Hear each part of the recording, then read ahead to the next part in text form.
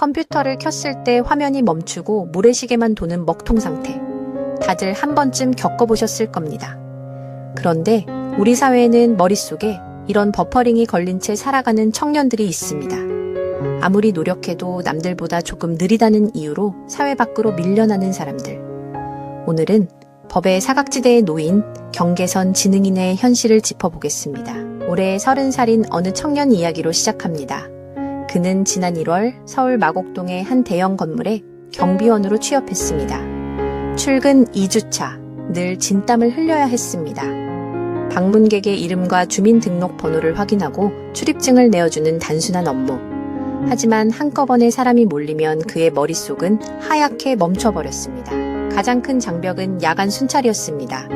동료들은 40분이면 끝내는 순찰 코스. 그는 지도를 들고도 1시간이 넘도록 헤맸습니다.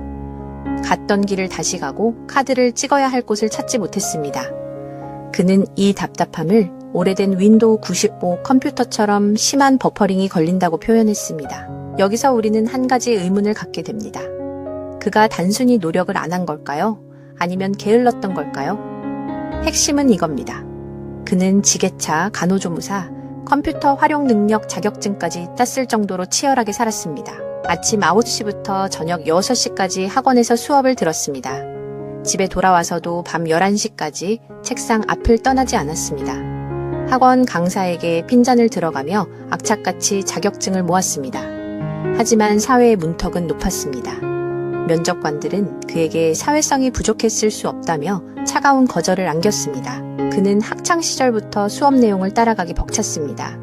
머릿속으로 정보가 빨리 들어오지 않았던 겁니다. 그는 자신을 정상인이라 믿었기에 스스로를 끊임없이 자책했습니다. 친구들은 조금 느린 그를 가만두지 않았습니다. 재미삼아 때렸고 돈을 빼앗았고 집단 폭행도 서슴지 않았습니다. 살기 위해, 자신을 지키기 위해 그는 격투기와 무술을 배워야만 했습니다. 보호받아야 할 학교에서 그는 철저히 혼자였습니다. 30살이 되던 그는 어머니와 함께 처음으로 심리상담센터를 찾았습니다. 그리고 30년 평생 자신을 괴롭힌 버퍼링의 정체를 알게 됩니다. 지능검사 결과 지적 잠재력을 고려한 최종 판정은 경계선 지능인이었습니다. 정리해보면 이렇습니다. 일반적으로 지능지수 71에서 84 사이를 경계선 지능으로 봅니다. 비장애인과 지적장애인 그 사이 어딘가에 놓인 사람들입니다. 이들은 일상적인 대화는 가능해 겉으로는 표가 나지 않습니다. 하지만 복잡한 업무나 빠른 상황 판단에서는 심각한 어려움을 겪습니다. 진단을 내려준 임상심리사의 말은 충격적이었습니다. 경계선 지능인은 복지가 아예 없습니다. 장애인이 아니니까요. 이것이 대한민국 제도의 현주소입니다. 경비원 일을 그만두던 날 그는 버스 안에서 검색을 켰습니다. 자신의 병명을 검색하고는 다른 사람보다 사회성과 이해도가 떨어진다는 사실을 텍스트로 확인했습니다. 그는 동료들에게 피해를 주지 않으려 스스로 사표를 냈습니다. 자신을 평생 괴롭힌 이유가 본인의 잘못이 아니란 걸 알았지만 위로 대신 절망이 찾아왔습니다. 퇴사를 결정한 직후 그가 향한 곳은 늘 운동을 하던 집 옥상이었습니다. 그는 그곳에서 스스로 생을 마감할까 고민했습니다. 자신을 보호하기 위해 배웠던 무술 지식으로 어떻게 해야 가장 빨리 목숨을 끊을 수 있는지도 알고 있었습니다. 열심히 살고자 했던 청년을 벼랑 끝으로 몬 것은 결국 아무도 품어주지 않는 사회였습니다. 사회적 지원도 없고 일터에서는 민폐 취급을 받습니다.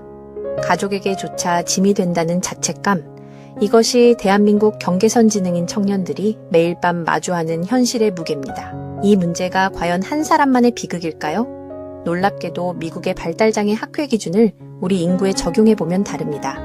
전체 인구의 무려 700만 명 가까운 사람들이 경계선 지능인으로 추산됩니다. 실제 통계를 보면 상황은 더 참담합니다.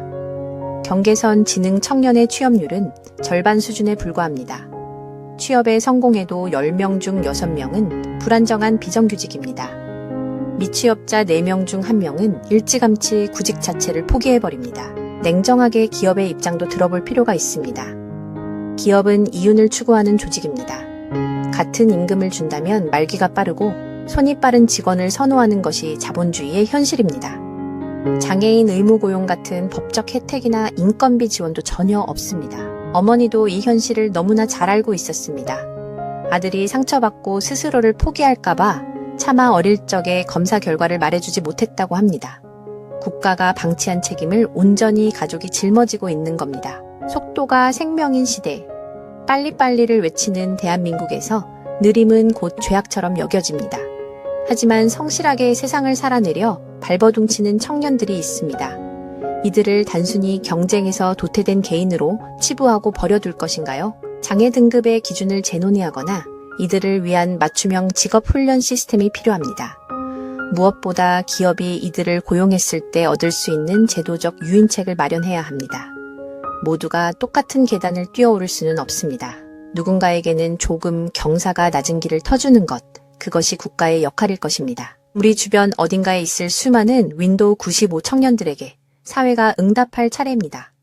버퍼링이 걸려도 언젠가는 화면이 열리고 제 몫을 다한다는 사실을 잊지 말아야겠습니다. 여러분의 의견을 댓글로 자유롭게 남겨주세요. 지금까지 뉴스티즌TV였습니다.